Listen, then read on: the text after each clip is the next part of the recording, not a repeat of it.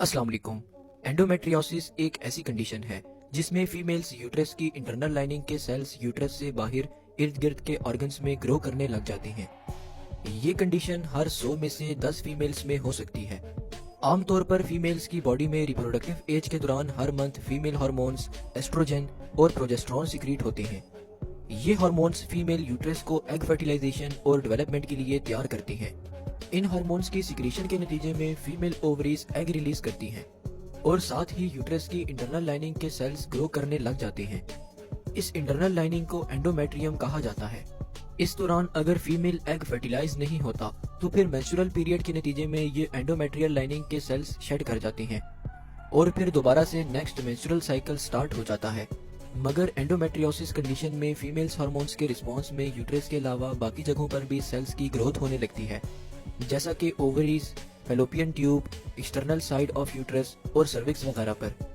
इसके अलावा बाज़ औक़ात फीमेल रिप्रोडक्टिव सिस्टम के पास मौजूद कुछ ऑर्गन्स जैसा कि ब्लेडर और इंटेस्टाइन पर भी ये टिश्यूज ग्रो हो जाते हैं।